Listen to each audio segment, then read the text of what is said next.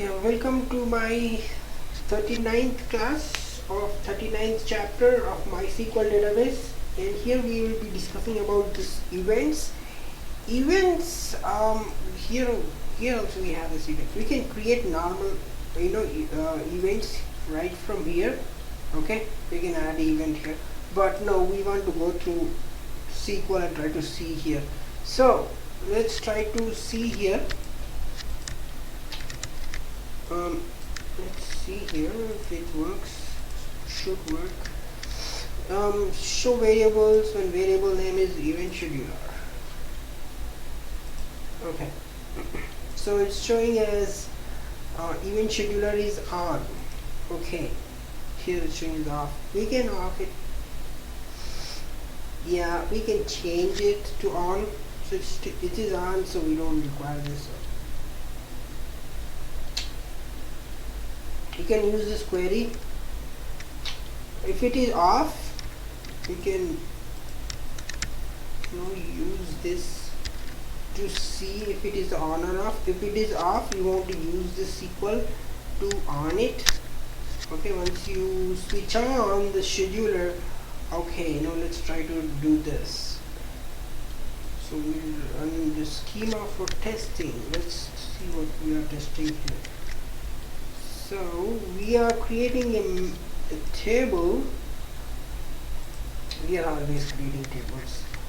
Okay, so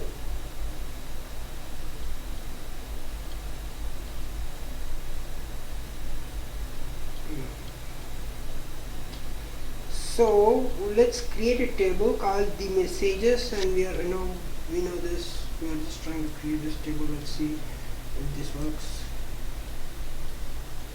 Okay, it did. And this table got created called the messages. Here we go. Okay, so we have created, so these are the warnings. Just don't worry about it, because the data, right, it's before it was not, it's not supposed to show this, but yeah, for some reason. Okay, so here we have we have created this two events, and let's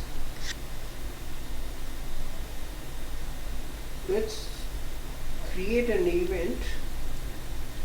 And event in sense, so what happens is you're trying to see the reason of creating, right? So the reason you're creating this event is, let's say if you want something to run at specific amount of time. So at that point of time, server will be switch on, right? Server will be 24 hours switch on. So if you don't switch off this server, so okay. So when you run this 24 hours, it's running, but you want to create event. Let's say you created event to run specific tables. That means some table should be created at some specific point of time. So that's the reason you want this event. That point of time, it creates even automatically. That means no manual interference, and it will create an event for you. Okay, let's see. Let's see, this thing's work. So we have created an event called delete 7-day old messages. 1 day starts on 2015 or 2015. So preserve. So we are trying to create an event here. So now we have created event, so we can see that right here in the event section. So we have to see that. Yeah, see here, we have created events, and we can this is,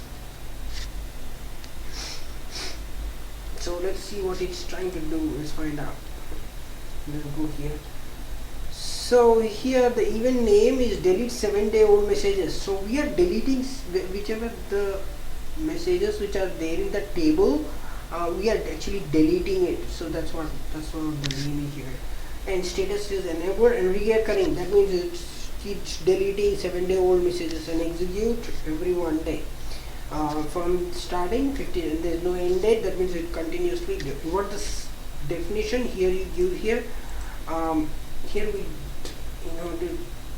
you have read the SQL for that reason, and your completion of reason. If there is any comment, you can put as comment. So that was about the user interface actually.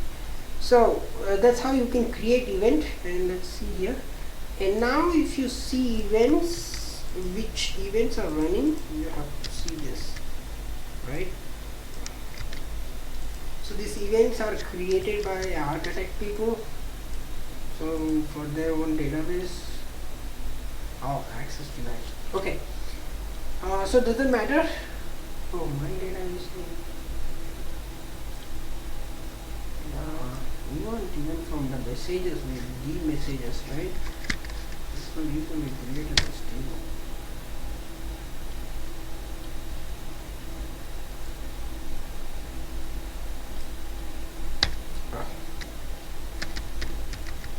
We want events from here.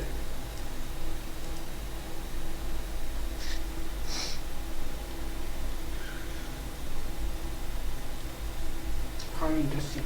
So here it doesn't matter. Here we can see here this is enabled to which table. You can see here. Oh, this doesn't show which table. Yeah, see here the delete from the messages. Okay, so here you can see this one. So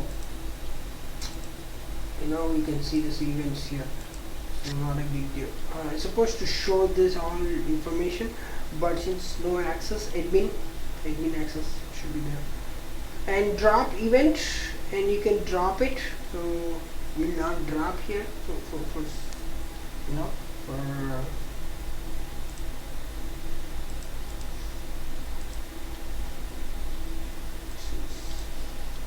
it's not working because we know no admin access now. So that's pretty much for the event section. Events.sql. And so events are used for, as I told you, right, to not just cleaning up, not just deleting, but also updating. You can update it, or you can remove something, or you can add something at that particular amount of time. From 2015 you can delete or add, something like that. So it's supposed to show all this information. So that's pretty much about events, so I hope you like it, and thanks for watching.